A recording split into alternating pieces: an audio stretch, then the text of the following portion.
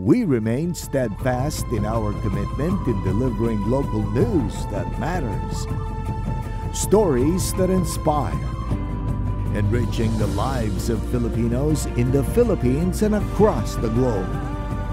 This is your GMA Regional TV. Buong puso para sa Pilipino. Ini ang GMA Regional TV Balitang Bicolandia.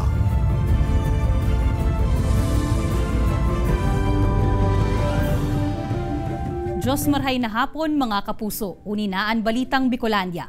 Hatod mi ang pinakadarakula asin pinakabagong mga bareta sa Kabikolan. Kami ang tropa nin katotohanan, mahatod nin mga baretang mayo nin pigkikilingan, mayo nin pigpoprotehiran.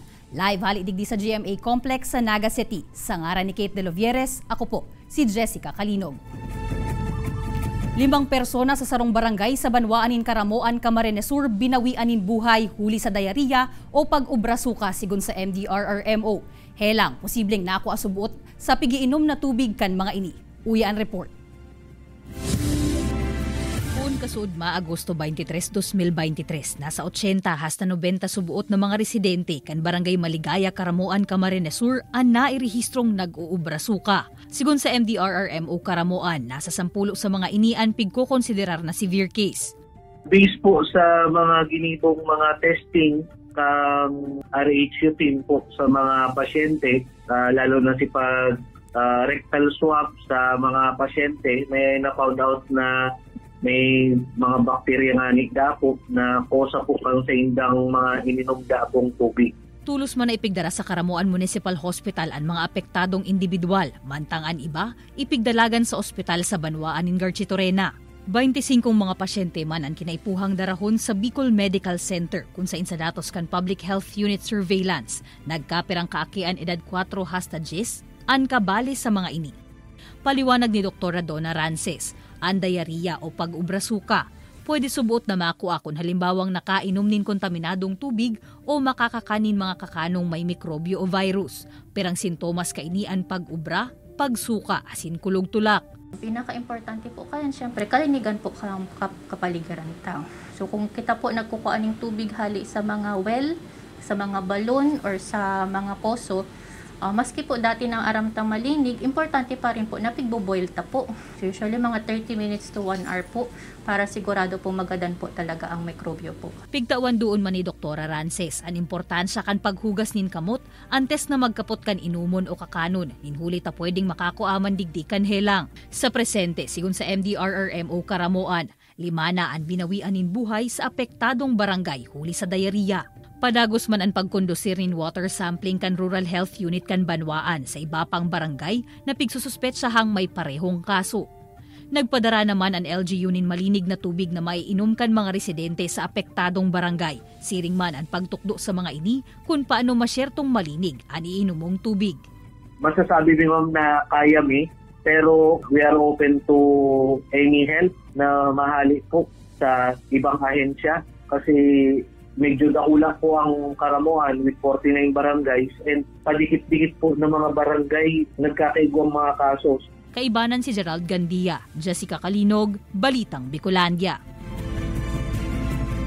Energy Department mayo pang nahihiling na mangyayaring pagbaba sa presyo kan mga produktong petrolyo. Ang rason kaini asin kung kinakaya pa kan mga tsuper ang padagos na pagmahal kan mga produktong petrolyo aramon ta. Sa report ni Chris Novelo.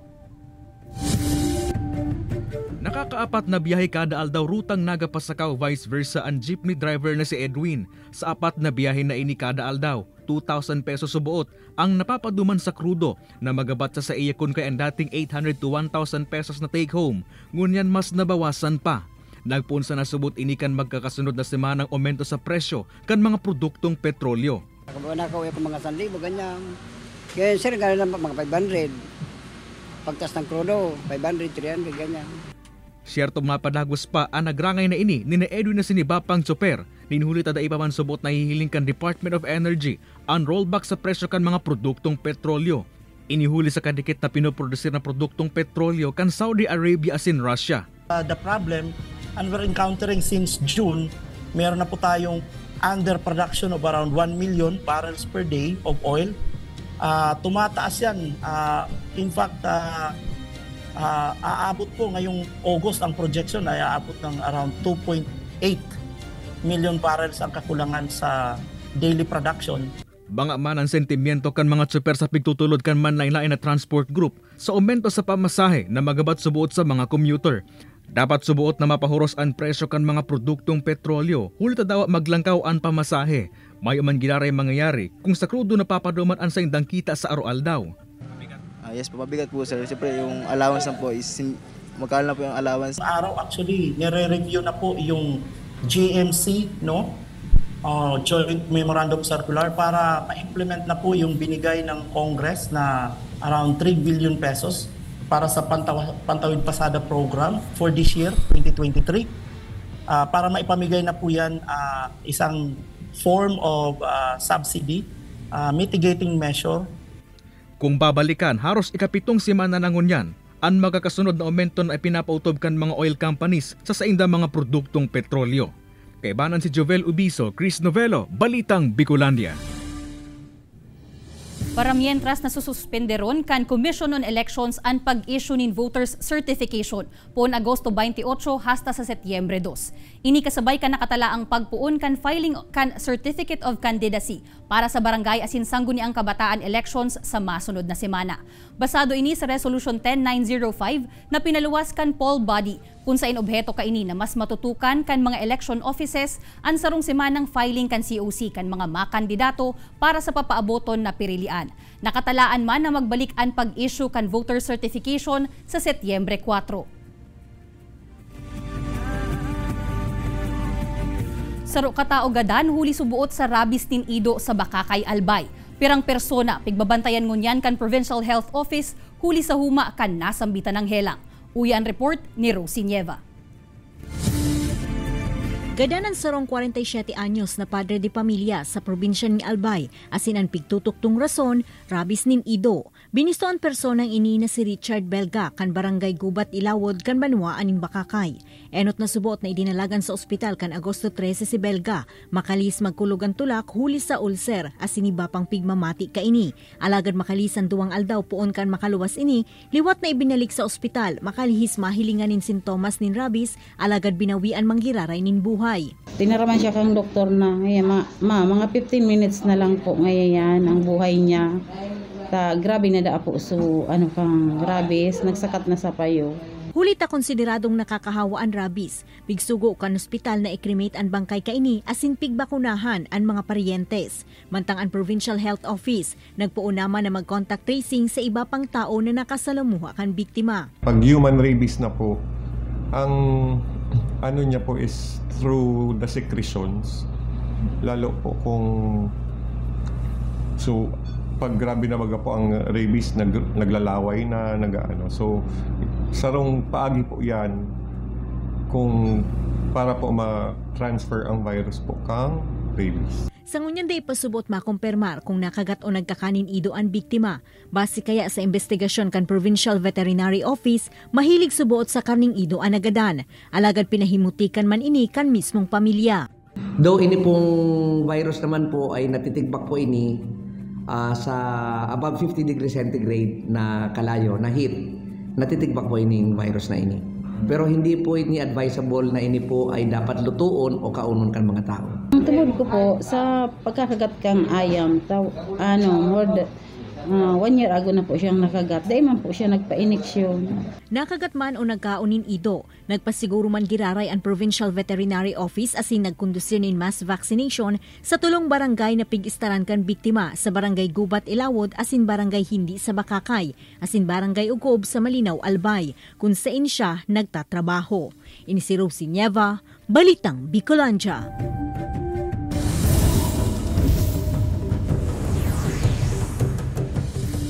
Grupo nin mga dolphin nanotaran sa kadagatang sakop kan Tabaco City. Sigon sa Provincial Agriculture's Office, indikasyon subuot ini na mayaman pa asin malinig ang katubigan sa lugar.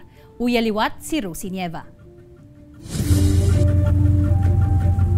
Nag-ani ni mga positibong reaksyon sa mga netizens ang video na inikan grupo nin mga dolphin na garo nagkakarawat sa kadagatang sakop kan Tabaco City. Sigun sa uploader na si Lorenzo, gikan siya sa Catanduanes kan aldaw na maswerteng nakuanan niya nin video ang nasambitan ng mga dolphin. So from Catanduanes, first time ko umailing na kadakol kong dolphin sa Siring Tabaco. Although may mga itong lugar man po dito sa Pilipinas sa mga dolphin. Same reaction man po giraray, maugmahon sa pagmati pag nakainin ko pagang. Maginan mga otoridad sa Albay, ikinaugmaman ang kakaibang experience na inikan mga Roro passengers sa probinsya. Indikasyon subot ini na mayaman pa ang kadagatan sa lugar kung sa indakol pang nakuko ang pagkakan ang mga dolphin. Actually, namamataan ta po talaga yan ng mga sightings na yan. Pag summer season, tag-init, magayon ang panahon, dakol ang ang nutrients digdi sa tuyang mga areas. Kaya baga po nahiling tadig ang mga botanding, arog ka na panahon. Naglalaw man ang mga otoridad na madakol pa ang mga dolphin o botanding sa lugar, kaya pangapudan kan mga ini sa publiko na atamanon ang kadagatan nganing maprotehiran man ang mga marine life na makukuha digdi. Ini si Rosie Nieva, Balitang Bicolandia.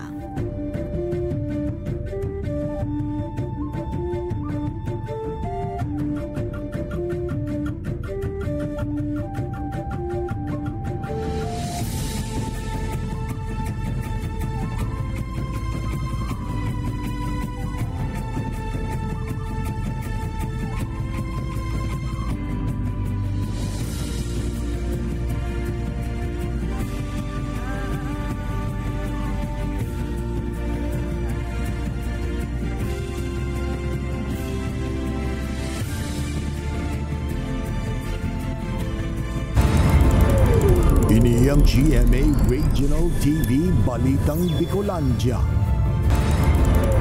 Ini ang GMA Regional TV Balitang Bicolandia.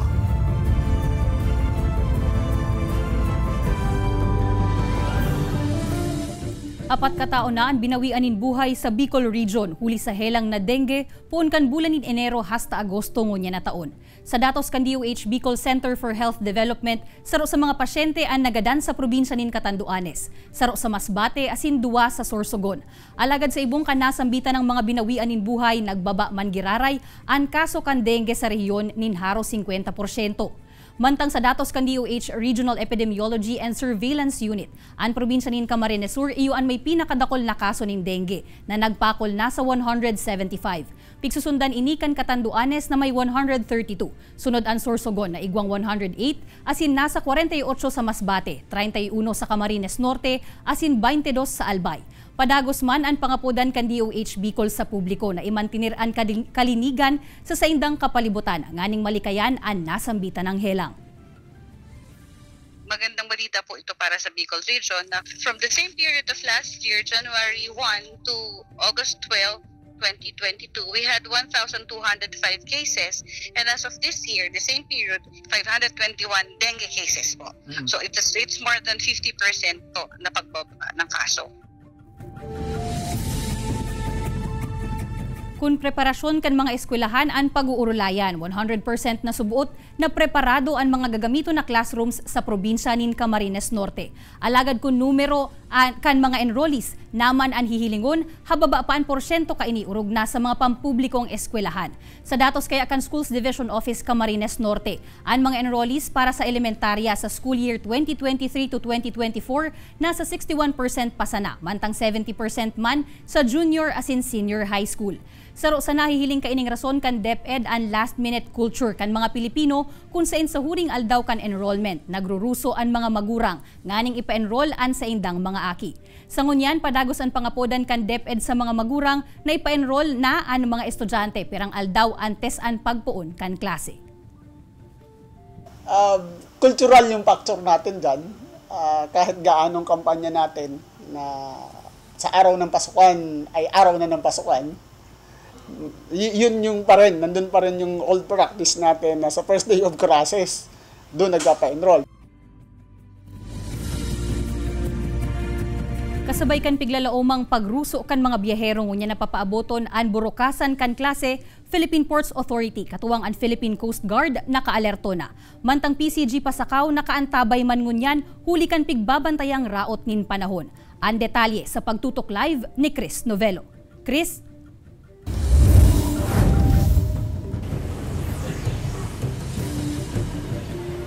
Jessica, nanunutara na kan mga otoridad ang pagruso kan mga bihero sa mga pantalan na papuli sa kanya-kanya mga probinsya, yan pirang aldaw antes ang pagbubukas kan klase. Alas 5 ninaga kasabago kan magabot sa Pasakaw Port haling Metro Manila si Lucille Villaruel. Napasiring Masbate makalihis magbakasyon. Kaya banan niya ang sayang duwang makuapo para sa pagbabalik eskwela sa masangling simana. Tapos uwi na, paboreas. Naghatid sa mga apo. Eskwela na sila. Pirasa na si Nanay Lucille sa mga amin na nag-abot sa Pasakaw Port para makapuli sa probinsya ng Masbate. Kasabay kaini, nakaalerto naman ngunyan ang Philippine Ports Authority, katabang ang Philippine Coast Guard sa piglalaom ang pagruso kan mga biyahero, kasabay kan pagbabalik eskwela kan mga kaakian. Daily man na inaano namin yung PDI on record sa video na nagpapasulot kami ng life jacket bago maghali ang Roro para makasiguro kita sa mga pasahero. Apwera sa pag-alalay sa mga biyahero, nakabantay man ang Philippine Coast Guard Substation Pasakaw sa posibleng maginepekto kan maraot na panahon. Alagad makan sila sa nasubot sinda ng biyahe in kaso magpalawas na ang pag-asa ng gale warning as in storm warning signal. Nagbaba kami ng aluminum boat para advisean yung coastal area na mag-imati sa barita kung ano ang barita sa signal para maabisuhan na sila.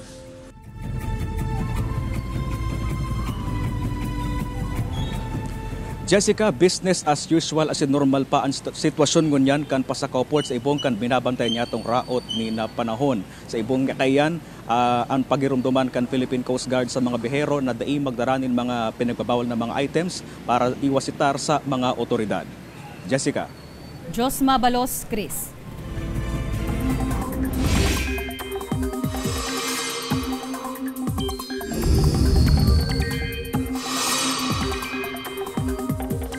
Mga kapuso, nagkukusog asin saro ng bagyo ang low pressure area na pigmo-monitor sa laog kan Philippine Area of Responsibility.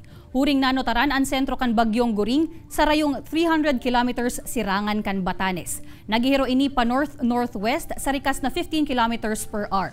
Mayo pang nakataas na wind signal sa anuman na parte kan nasyon. Sigun sa pag-asa, hababa ang tsansa kaining maglandfall, alagad posibleng magkusog komo sarong typhoon.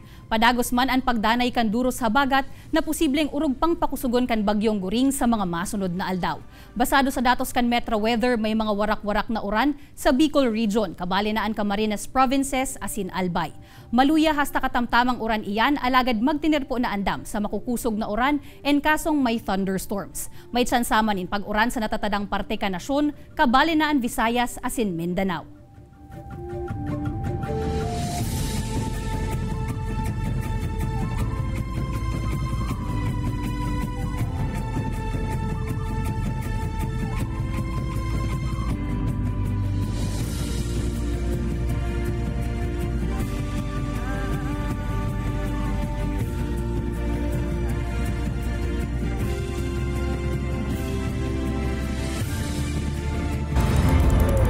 Ini ang GMA Regional TV Balitang Bicolandia. Ini ang GMA Regional TV Balitang Bicolandia.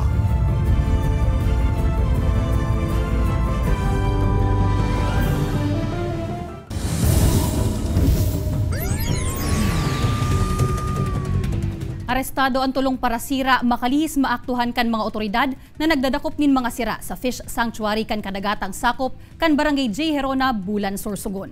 Makalihis maasitar pighagadan kan mga otoridad ang mga parasira nin maninigong permit, alagad mayo ining na ipresentar. Dumana ang mga inipig aresto asin pigkumpiskar ang ginamit na baroto asin mga fishing paraphernalia. Sangunya nasa kustodiya na kan mga otoridad ang mga parasira para sa maninigong disposisyon. Arestado ang sarong lalaki na imbuelto sa illegal logging sa Banwaan nin Bulan, Sorsogon. Sigun sa report kan mga otoridad, naaktuhan kan kapulisan ang lalaki na nagahakot nin mga lumber asin pigkakarga sa iyang darang top-down tricycle. Kan pighagadan ini nin maninigong permit asin iba pang dokumento, mayo subuot ni naipresentar ang driver. Kung kaya tulos man na pigkumpiskar kan mga otoridad ang mga lumber, mantang ang nasambitan ng driver, tulos man na pigkustodiya kan mga otoridad para sa maninigong disposisyon. Sa kainot-inoting pagkakataon, di pa man natatapos ang taon, alagad nagpakol na sa 11 billion pesos ang total port revenue collection kan Bureau of Customs Legazpi sa bilog na Bicol Region. Sigun sa ahensya, kung ikukumparar kan an collection kan mga nakalihis na taon, dakula ang idinagdag niya na taon. Taong 2020 kaya kan nairehistro an 290 million pesos na annual collection. Taong 2021 man kan makarehistro nin 416 million pesos, mantang kan 2020 nagpakol ininin 643 million pesos. Sa pigihiling na rason kan paglangkaw kan revenue collection ngunya na taon, iyon mas marhay na transformation sa mga pantalan sa Kabikolan na igwang dakulang ambag sa economic development kan rehiyon. Pigsabayan pa ini kan direktang importation kan petroleum products asin iba pang produkto sa mga pantalan. So ito sir, isa sa susi para sa tinatawag nating countryside development kasi nga dito lilipat yung opportunities, yung trabaho, yung taxes dito rin i-divert sa atin mismo kung saan tayo nagko-consume.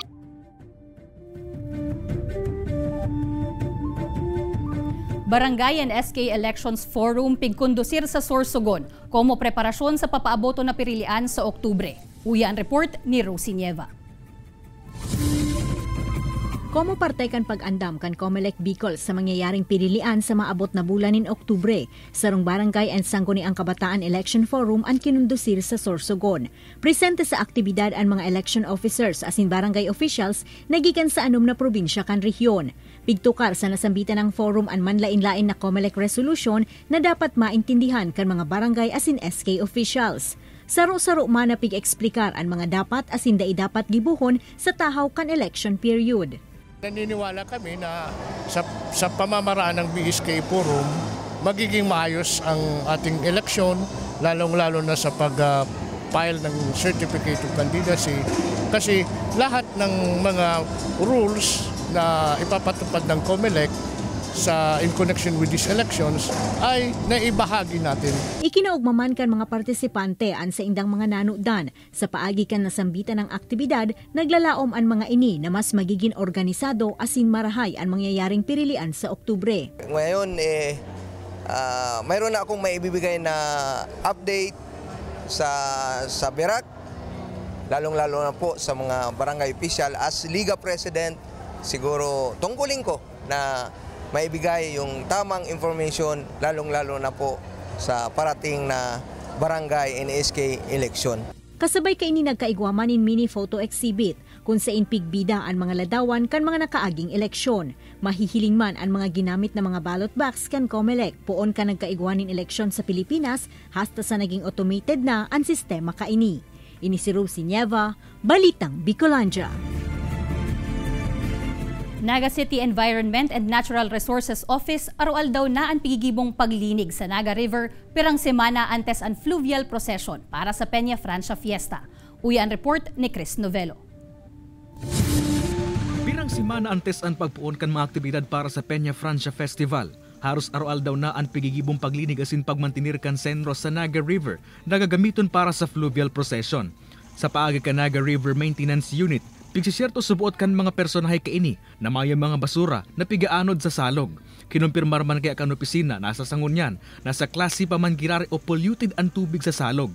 Kaya yaon ang sendang papupursige na mabuhay liwat ang nasambitan ng salog. For the whole week po, dire-diretso po kang last week kami, ang efforts mi para i-clear po si gabos na mga ati sa gilid, si mga floating garbages. Sa parte man kan mga barangay, nganing makatabang, pigsiserto subuot kan mga opisyal, na dain na nag-aaponin mga basura ang mga residente sa salog. Maski ang mga establishmento, ang pigkakaulay man na kontrolon ang pag-aponin ng mga basura na pwede makaabot sa salog, asin makakontribute pa, nganing mas magati pa ang tubig. So ang inot na hagad ko sa mga residente, bako na residente, sa mga business establishments din, na ibitar lang tao, iwasan ta sa pagkakalat ng basura. Ini si Chris Novelo, Balitang Bicolandia.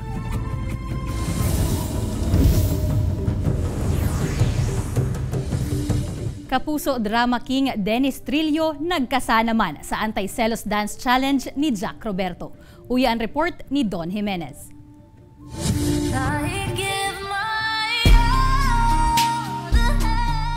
Nagkasanaman si Kapuso Drama King Dennis Trillo sa viral na anti-selos dance challenge ni Jack Roberto. Magin si Dennis da inapugulang mapangirit sa iyang pagbaylin na urog na nagdara ning konsuelo sa fans. Marurumduman na nagtrending naman si Dennis sa social media kan magkasaini sa maniba-ibang challenges, siring kan bat malungkot ang beshiko asin prize tag dance challenge. He's the best. Day napugulan ni Heart Evangelista na maging emosyonal kan pigtukar ninda kan agom na si Senator Cheese Escudero ang importansya kan sa indang pamilya. Sa iyang pinakahuring vlog, pigsimbag kan duwa ang pirang kahapotan dapit sa love, marriage, friendship, asin paano hampangon ang heartbreak. Kanhaputon si Heart kung ano ang sayang pigpapangadje to yung banggi, naging emosyonal ini asin pigsabing nagahagad subuot siya ng kapatawadan sa mga bagay dandain niya na iintindihan, dangan nag-react siya nin biglaan digdi. Ipinahiling niya man ang sa iyang appreciation sa esposong si Cheese, urog na sa pagsuporta kay Nisa sa iya asin sa iyang mga interes. Ini si Don Jimenez, Balitang Bicolandia. Madadala ng episode na ini asin iba pang pinakahuring lokal na bareta sa official website kan GMA Regional TV, www.gmaregionaltv.com. Pwede man kamong magbisita sa samuyang official YouTube channel, GMA Regional TV, asin i-click ang subscribe button para sa pinakamainit na bareta hali sa maniba-ibang rehiyon. Mabalos sa mga kapusong Bicolanong nag-antabay, magin sa mga kapuso niyato abroad. Ninhulita sa GMA Regional TV, Local News Matters. Asin iyan ang pinakadakula asin mainit na bareta sa Kabikolan. Sa ngaran ni Kate De Lovieres, ako po si Jessica Kalinog. Kami ang GMA Regional TV Balitang Bicolandia. Bilog na puwersa para sa mas dakulang misyon asin mas mahewas na pagserbi sa nasyon.